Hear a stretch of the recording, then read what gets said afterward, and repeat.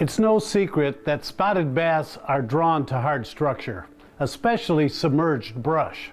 Savvy anglers have been known to strategically sink entire trees on predetermined locations with great results.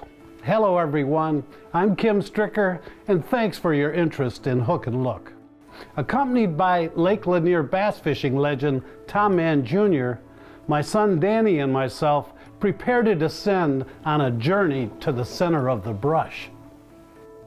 Going perfect line, just to where you're going. You're in about probably another 20 yards. You should start coming up on that brush.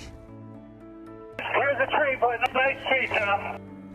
I can't imagine how that got there. We're using the term brush loosely because, frankly, these are for the most part entire fallen trees which have been towed out, weighted with cinder blocks, and sunk at predetermined strategic locations. I keep looking up to see if I see any suspended over it. Oh, there's a nice spot right there. Yep, he's taking off. Yeah, I would imagine some of those fish are suspended over that brush. That's what they're supposed to be doing this time of year, but I would imagine when you approach them, I'm just pretty sure they're going to swim off or either get deep in the brush. They are spooky, Tom. Hey, these spots are smarter than them smallmouth. I got one right here, right in the center of the brush pile, Dad. A giant. What we typically find is that the largest spots are buried deep within the brush, and the smaller bass are the ones suspended over. It's not only interesting to observe how they relate to the brush, but how they react to our presence. These fish spook away from the brush, but they all return. If you sit still, they come back. This is great. That's amazing. I mean, them fish they're spooking them off, and they sit and they come right back. They spook them off and they come right back. It's unbelievable. I can't believe those fish are that curious. It's not necessarily their curiosity that's bringing them back. As it is, they just want to return to their home, their habitation where they feel the most secure. Like largemouth bass, spots are much more secure when they have an overhead canopy of some sort. The dense cover of the branches provides the shelter needed to keep the group locked in place. On a separate body of water, I captured another great example of this behavior. I came across a group of spots that were tucked under an undercut stump, secure and perfectly content. As it is in most cases, the biggest bass was occupying the most prime position, but what was even more fascinating was how reluctant it was to move. Danny filmed me as I approached closer and reached within the roots to see if I could spook it out of there, and it did not want to leave the shelter.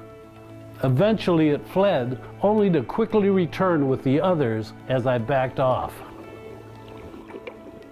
Kim, is there any bait, any kind of a bait in the brush? A little brim, sunfish, or shad, or anything? There's a lot of jumping-to-year bluegills here. There's a whole bunch of them in this brush pile. It's almost puzzling why they occupy the same structure. Not only do brush piles provide refuge for these bigger fish, but they provide a place the young-of-the-year bluegill can hide as well.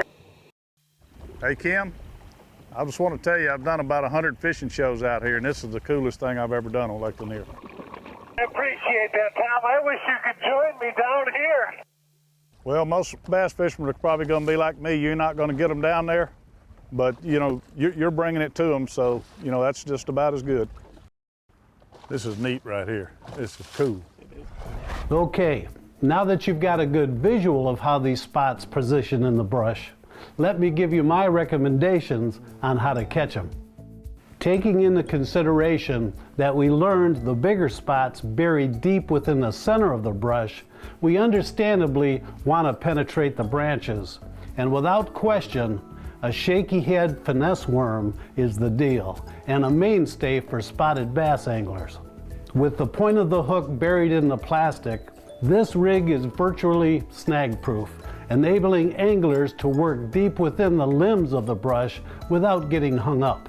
And as you can imagine, your fishing line is not a place to skimp when targeting brush piles. I recommend combining the sensitivity of 20-pound Seaguar Smackdown braid as a main line with the unparalleled abrasion resistance of a liter of Seaguar Abrazex fluorocarbon line. This is the perfect finesse combination to feel and entice strikes in clear water, yet have the abrasion-resistant characteristics to successfully get them over and through the branches. To catch the spots that are suspended over the brush, a topwater walking bait like Strike King's Sexy Dog will draw some explosive strikes.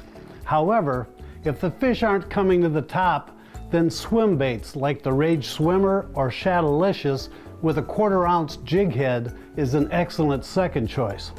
Remember, as with all my videos, you can find a list of my recommended lures and equipment, including links to purchase, below the video description. So please scroll down and check out the details. Now, before you rush out and drop a tree in the water, you might want to check with your local authorities prior. There may be a permit required. Here's Park Ranger Craig Sowers with some information regarding planting brush piles here on Lake Lanier. The Fish Attractor program at Lake Lanier is really a group effort between the U.S. Army Corps of Engineers, the Georgia Department of Natural Resources, and the public that uses the lake. The Corps wants to work with the public to assemble and install fish attractors on the lake. The public does need a permit from the Corps of Engineers to install any fish attractors in the lake.